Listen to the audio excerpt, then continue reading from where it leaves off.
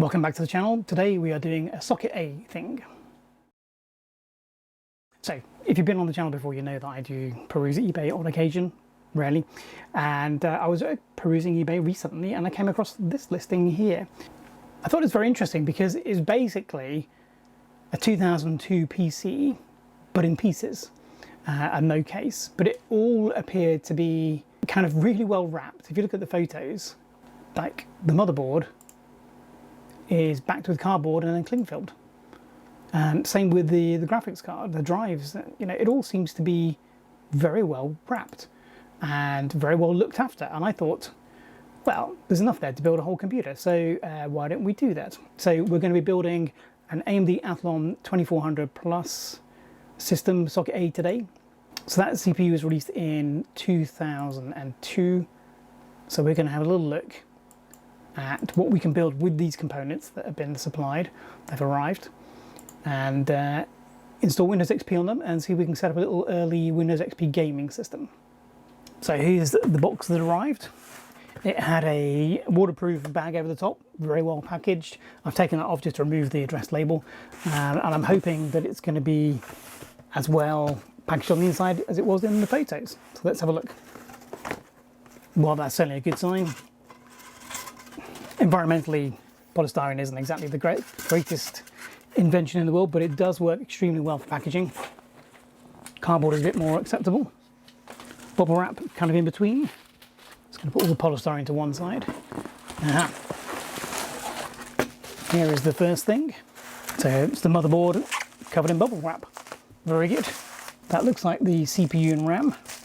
Heatsink and fan.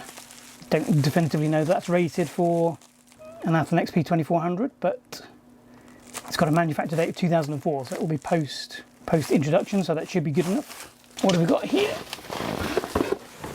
We've got a power supply. It's not super light, but it's not super heavy. Back panel connector for USB, and also some diagnostic LEDs. Ribbon cables, 80 pin for hard drive, 40 pin for an optical drive. And then the last bundle, that appears to be the optical drives and the graphics card on top. Okay, let's get everything unwrapped and put it out on display.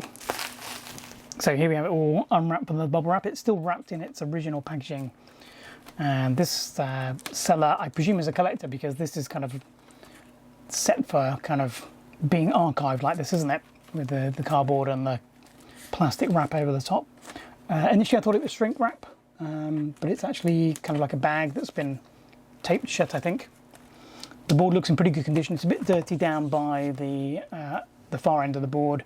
On the side of the vertical components, there's some debris. Could just do with a little bit of a clean. I might have to deoxit some of the connectors. So it's a KT600 base motherboard from MSI, socket A, 2 RAM slots for DDR memory. It's got an AGP 8 slot, which is nice, but it's also got 2 SATA ports, and they may prove useful, depending on what we do in a bit. It's got onboard audio, and we're going to make use of that initially. We're not going to put a sound card in specifically, but yeah, the board looks in pretty good condition, and it has allegedly been tested and working, so that's reassuring. CPU's in a little bit of foam, which is nice. Not completely clean, but it is indeed the 2400 as advertised, so that's good. And there's 1 GB of DDR memory, so that's very nice. And again, that's allegedly tested and working. Because we're limited to 2 RAM slots, a 1 gig module is very, very useful. The optical drives, I can't quite see what they are, the black one, but the bottom one is a DVD-ROM. I'm guessing the top one's a CD writer, but we'll have to have a look at that in a bit. As I said, heatsink feels pretty substantial. It's an AMD genuine one, and it's got a manufacture date of 2004. So that should be well up to the job. The power supply doesn't feel too light or anything, but it's only 350 watts, and the security seal has been broken, so someone's been inside here. That doesn't fill me with lots of confidence, so we're going to be using a different power supply. We will test this one just out of curiosity. And then the graphics card is the kind of odd one out. It's a Rage Pro, so it's from 1999. It's about 3 years earlier than the rest of the stuff that's on the table here. It is the Theatre Rage Pro, so it's got video in as well as just normal video out, so that's interesting, but we will be using a different video card in this build. Ultimately, we'll put it in and just see if it works. But we still need some more components. So we need a new power supply or newer power supply. We need some kind of physical storage for the operating system, and we need an operating system, and we need a case really as well, don't we? So let's sort that out next. So for storage, we're going to use the Seagate Barracuda 4. It's not the fastest drive of that period, but it is period correct. This is the drive from 2002. So absolutely spot on date-wise. So I'm glad I found that in my collection. The power supply is definitely not period correct. So this is a very nice Corsair 650 watt power supply, but at least I know that isn't going to blow things up. For graphics, I was going to consider using this Creative 3 Blaster 4200, but I think that deserves a video all for its own. So we're going to keep that for another time, and we're going to use the very similar Inno3D 4200 instead. So basically the same card, different manufacturer, not boxed. Hopefully this will be good enough for what we want. Again, it's totally age appropriate, 2002, spot on the money for a Athlon 2400 build. This is the low end of the GeForce 4 titanium range, but it is a full titanium, it's not an MX. So, I think that's a reasonable GPU to be putting in here. And of course, Windows XP Home Edition in this case, because this is definitely a home build, this is not a workstation. 2002 edition, so spot on the money for age appropriateness. Right, that's most things. The only other thing is the case. So I picked this up recently. This is a beige case. It's not age appropriate, it's a bit too modern, and it's got an Acer sticker on it, so sorry MSI. But it does have plenty of room inside. The reason I bought it is because it was very cheap, because it only had the far panel, it didn't have this side panel. That's all missing. So, it's a perfect system case for building temporary builds, plenty of room to get in and out, move things around.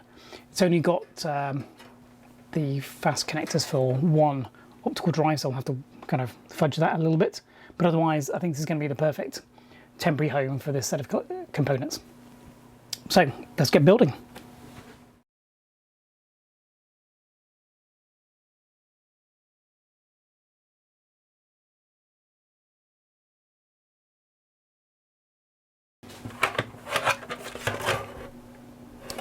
So in fact, this top drive is a DVD writer, so that's not very age appropriate.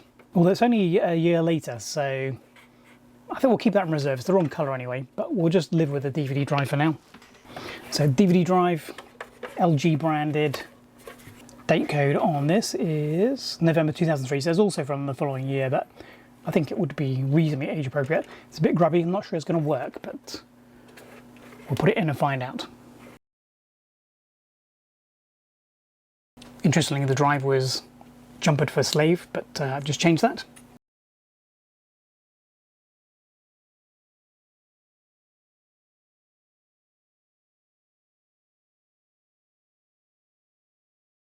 So I don't recognise the RAM brand.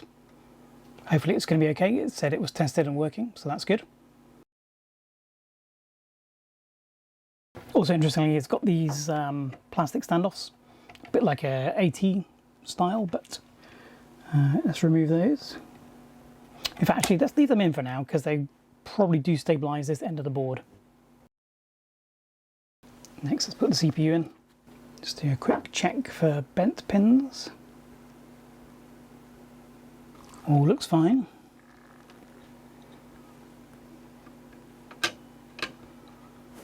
And indeed, it's just dropped into place, which is always a good sign that the pins are all aligned. Here we go. Obviously, at this point, you can use your own favourite thermal compound. Let's see if this supplied heatsink and fan actually fits.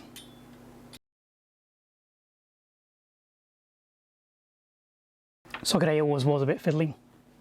Now we're lucky because this case does come with a motherboard tray, so we can actually assemble most of the bits out here before installing in the case itself. So let's put the I/O panel in. It's amazing how well that has endured. That kind of design hasn't really changed for more than 20 years, has it? Which, if you consider what else has changed, is quite surprising. Next, I'll just have a look at the motherboard to see whether it needs those extra risers. Okay, well, we might as well make use of them. They do fit quite nicely to support the board. So although this is not going to be the board's permanent home, I'm going to put all the screws in just to give the motherboard some support when we're putting the I/O cards in and out. So it turns out that Corsair power supply actually was dead. Luckily I tested it before I started plugging things in, but I swapped it out for a different unit. Let's get this motherboard installed.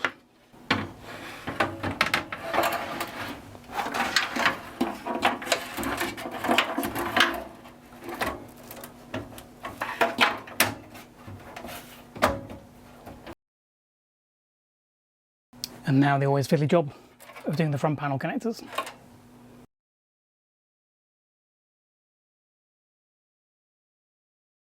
I tend to always connect the speaker as well because it's really useful for diagnostics.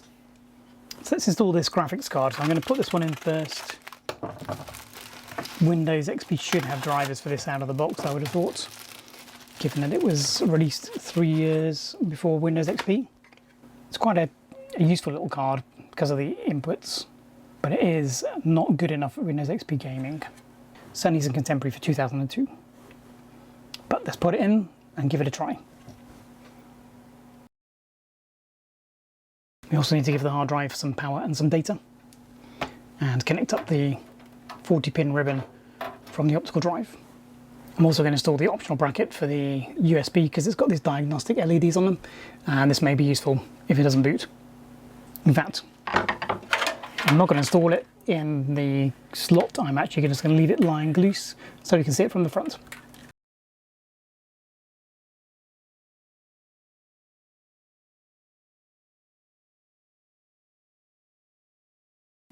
Excuse the messy cables here. This is my interpretation of cable management. So everything's plugged in. I've got a age-appropriate LG Flatron 782LE monitor attached. It's from 2002. It's a 5x4 1028 by 1024 beige LCD, so that's totally age-appropriate. And this is going to be, you know, for 2002, this is a high-end system. The 2400 AMD was only just released in 2002, so high-end screen, high-end processor seems reasonable. Let's turn it on and see what happens.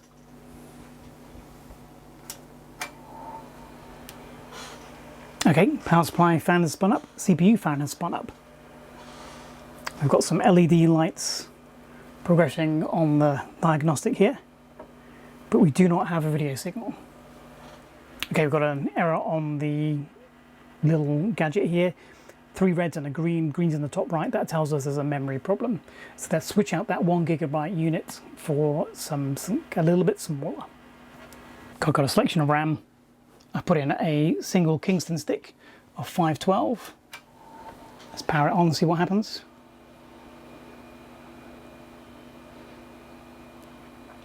So again, it's powered up, it's initialized. There's no beep and there's no video signal.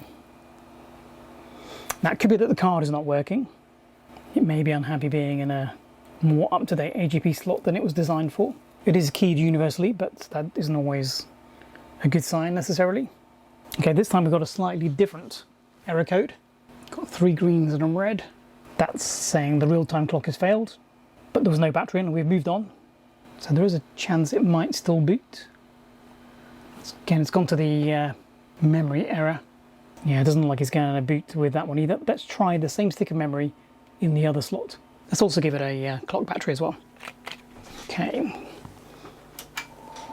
Now I've changed 2 things at once. I tend not to do that when I'm doing diagnostic. I put a battery in and I've changed the RAM. So if it does work, we're not going to know which one it was, but let's proceed. Just checking that we've got the D-sub connected, which we have. But we are getting no video signal. Still no beep. I may have installed the speaker cable incorrectly because we haven't had a beep on any of the posts so far. Still no video signal. Could be the video card as well, but the diagnostic gadget down here is telling us it's a RAM thing. So we didn't get any further. I've just reseated the RAM and I've cleared the CMOS memory as well, just in case that was causing a boot failure. We're not getting any further. Having read through the manual, it does accept the double-sided memory sticks, so it shouldn't be a problem. I think the problem is the video card actually, so let's switch that out next. What I'm going to do is I'm going to put in this GeForce 4 MX card. Again, I don't know whether this is working. This was donated recently, and it looks in pretty good condition. I don't see why it shouldn't work.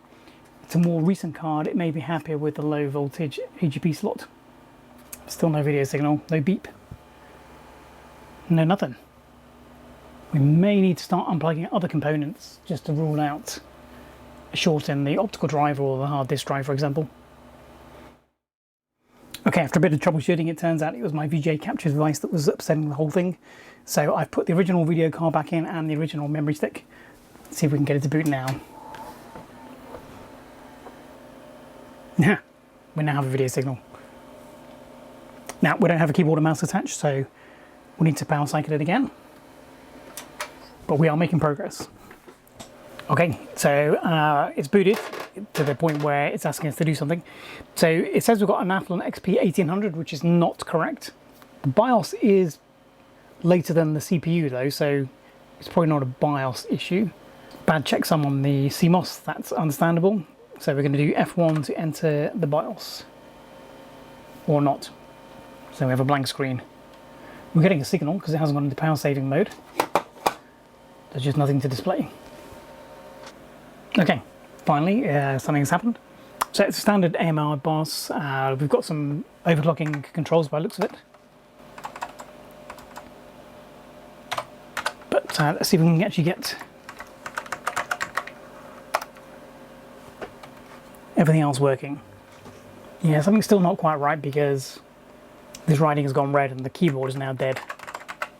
It's not recognised the optical drive. It's recognised the hard drive. And the optical drive isn't showing any signs of life. So it could be that the optical drive is dead, which is upset it. So let's power cycle and disable that. Let's try again. It's certainly moving through the boot process a little bit quicker. So let's try and find a network to boot from. Let's go into setup again. So it's a little bit more responsive, but it's still hanging as soon as I type in a time. Perhaps it's not happy with the keyboard. So maybe let's not attempt to change the time. Let's change this. Yeah, it's still not very responsive.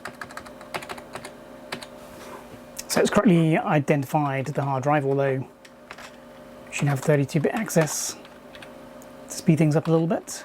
There is no floppy drive installed. Okay, we're running the memory from SPD, so that's all fine. Let's just load the normal BIOS defaults and see what happens. Disable the floppy disk driver. We don't want to boot from the network. We do want USBs on. We do need an optical drive to install Windows XP, so let's change that one out for the other one. So at the moment the optical drive is just around the corner. Rather than putting it in the bay, let's see if this is recognised. The tray opens and closes, so that's a good sign. Oh, it has been recognised and it's a Pioneer, so that's a decent brand. Okay, let's see if we can boot off an operating system. Okay, finally we're in. Both of the optical drives that came in that package were faulty. They'll both need a service. One wasn't even recognised in the BIOS. The other one's recognised but doesn't read any discs. So I've got another known good DVD drive which is currently loading the Windows XP Home setup. Okay, we are at the desktop, so we have a successful install of Windows XP Home Edition. I'm just going to install Service Pack 3 now, just in case any of the drivers need that.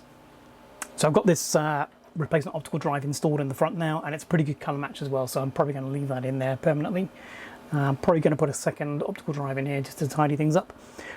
Going back to the BIOS, this front side bus setting for the CPU was set at 100 by default, and that's why the CPU was not being displayed correctly. It is a 2400, setting the bus speed to 133, which is what it is, makes that all work properly, as you'll see in the next boot.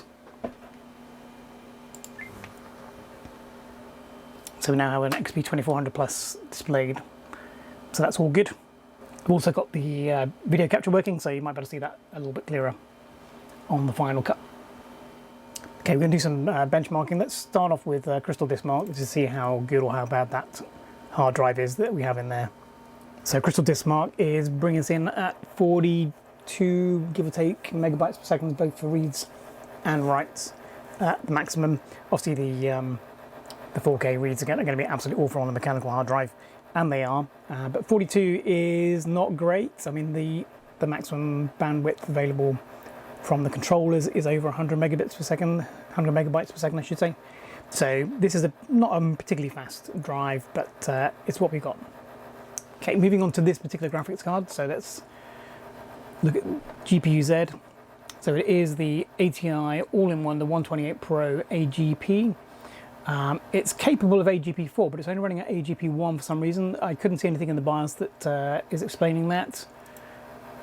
If you know why, please let me know. But again, it is what it is. The drivers are the default Windows XP drives. I haven't updated the drivers, but we're just going to run it in some benchmarks and see what happens. So we've got a choice of benchmarks. 3 Mark 2000, 2001 and 2003 seem the most age appropriate. So we're just going to run those. I realise they're all synthetic, but we have limited time for benchmarking. So I'm just going to let it run through. Obviously not going to show you the whole thing, but if anything weird happens, any artifacting or glitching, I'll let you know. So the 2000 benchmark actually ran okay. It wasn't super smooth, but as you can see, the 2001 benchmark is totally struggling. Frame rates down into the single figures at times, and that was on low detail. So high detail is gonna be a problem, I think. Let's have a look. Yeah. Not quite slideshow, but 4 frames a second, it is not going to be playable.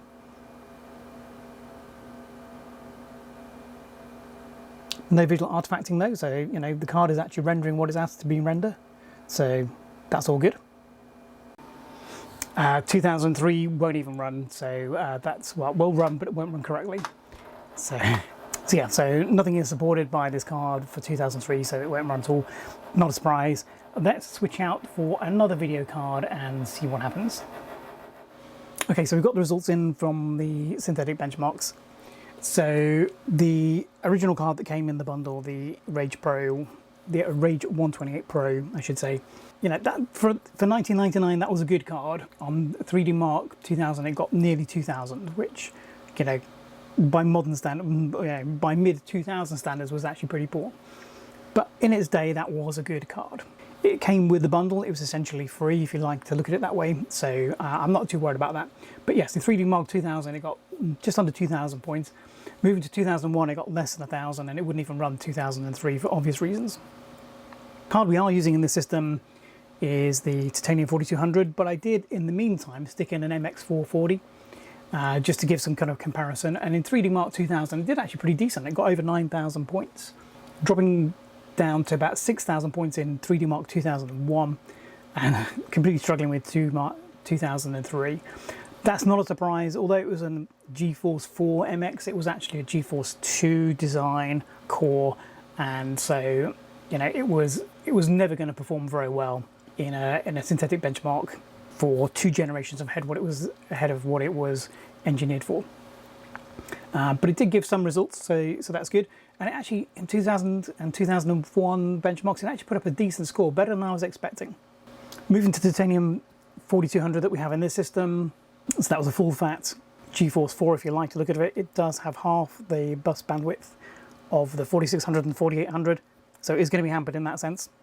But it did pretty well. It got over 11,000 marks in 3D Mark 2000 and nearly 9,500 in 2001. Struggled significantly with 2003, and it couldn't run one of the tests in 2003 because it is feature light for that test.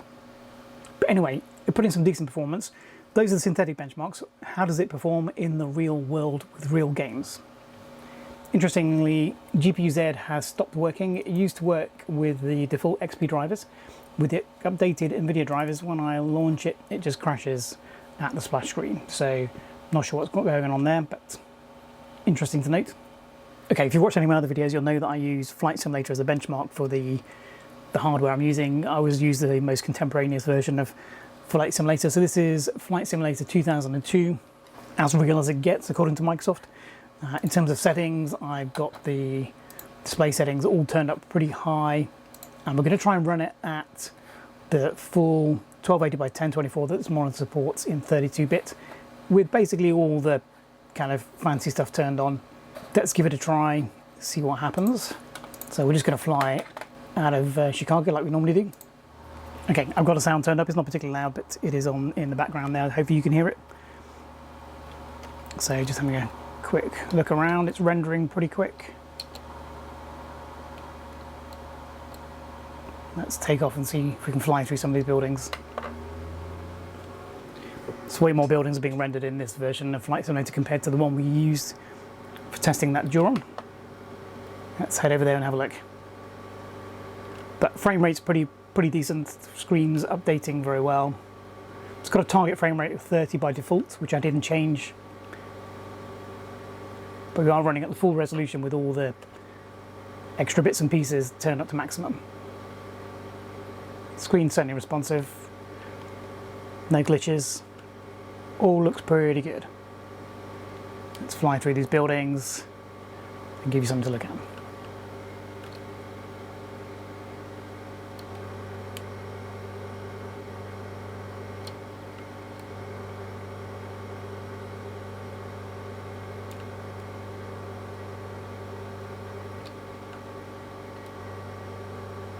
Yep, no problems at all.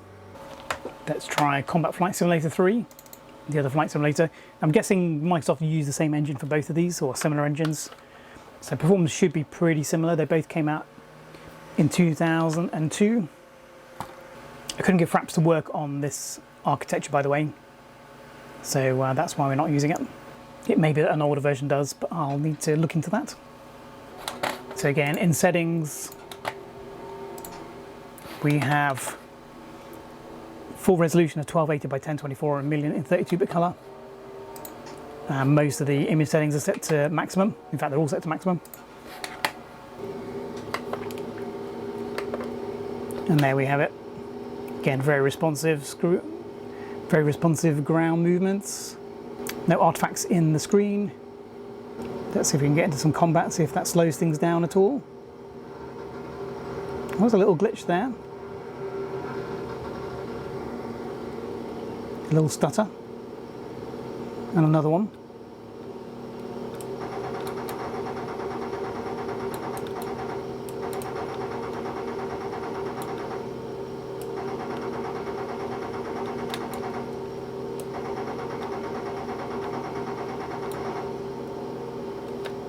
Getting a bit of flak now as well. So yeah, so that's pretty playable. There was a couple of little glitches early on. I think that was just textures loading maybe. Okay, so Combat Flight Simulator 3, no problem at all, from 2002. XP is running completely fine, by the way, absolutely no problems with that. The biggest bottleneck in the system is definitely the hard drive. How about a bit of Colin McRae? Now this is an earlier game, but it's one you could definitely be playing on hardware like this in 2002. So I haven't got the force feedback steering wheel plugged in for this, but we're just going to use a keyboard. So again, for options, I've got the full resolution of the monitor. It only does 16-bit in this game. And we've got all the settings set to maximum.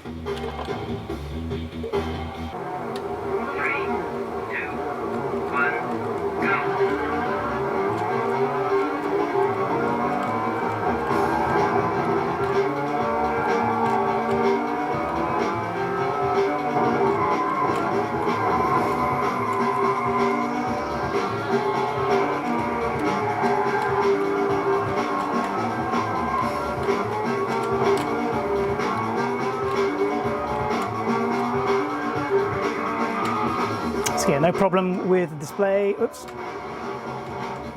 Oopsie. No problem with the display. It's running at full resolution, certainly playable. I think it's in the kind of 30 to 40 frames per second range. But all the visuals are good, certainly playable. With the joystick plugged in, this would be awesome. And if you wanted to get closer to 60 frames a second, you just drop it down to 1024 by 768, which is what most people would be playing it in 2002, to be honest.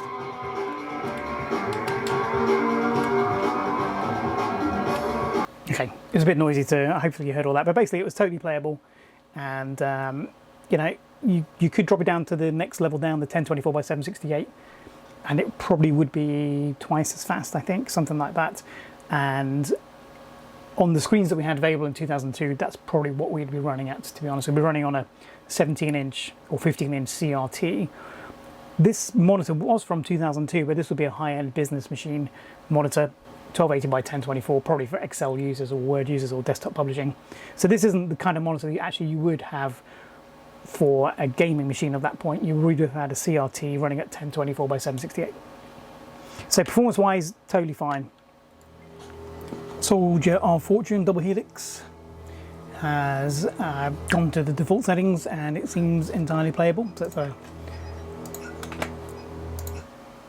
have a quick look.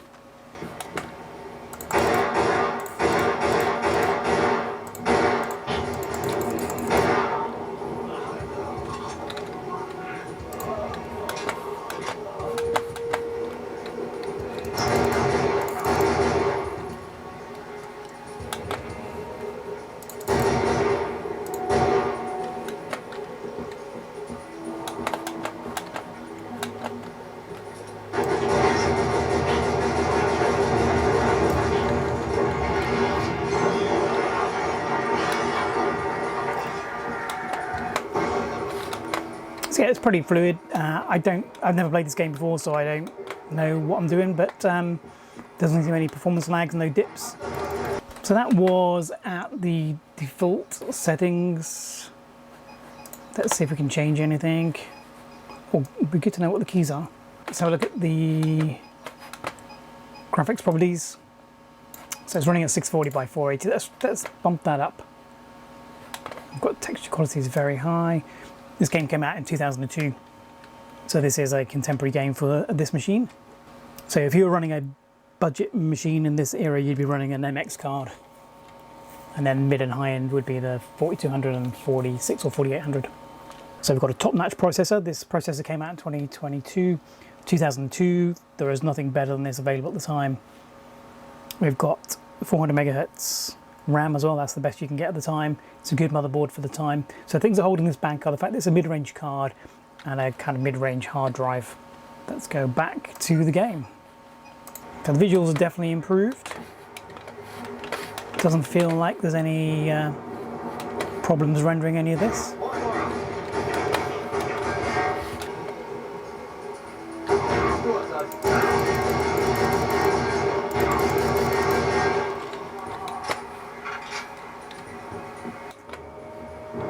But it is running fine at 1024 by 768, which is what we wanted to know. Now the game I actually wanted to show you playing was Return to Castle Wolfenstein. I can't find my original copy, so I'm not sure what I've done with that. Soldier Fortune double helix is based on the same graphics engine, so performance will be probably roughly the same as that, and it was perfectly playable at 1024 by 768. So there we have it. This beautiful AMD system from 2002, based on that eBay auction I bought of a whole host of components for a very small amount of money indeed. I have subsequently checked the power supply, by the way, and it seems totally fine. I think the security seal was broken because the guy who owned it before had taken it apart to clean the fan, because it seems to be working just perfectly fine and it's very quiet. So what didn't we get? We didn't get a case and we didn't get a monitor, obviously. We didn't get a hard drive. The two optical drives that were in the eBay bundle didn't work, so we had to substitute an extra one in. But for less than £27, I think we got an absolute bargain. We've got a machine that's very representative of 2002, kind of mid to high end. There are definitely some upgrades we could do to this machine. We need to definitely do a faster hard drive.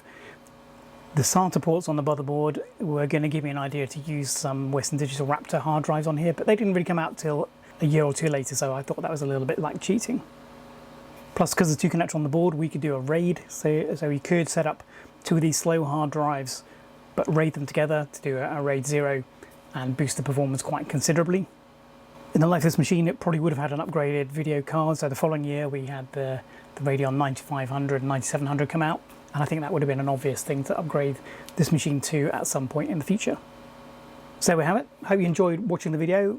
Custom little build of this AMD Athlon 2400 Plus on the Socket A system. things changed quite a lot in the next 2 years. Performance increased substantially, both in terms of CPUs, memory, and graphics. And so it would be good to look at what would have happened over the next 2 years in a future video. Until then, thanks for watching this one. Hope you enjoyed it. Don't forget to like and subscribe. We'll see you in the next one.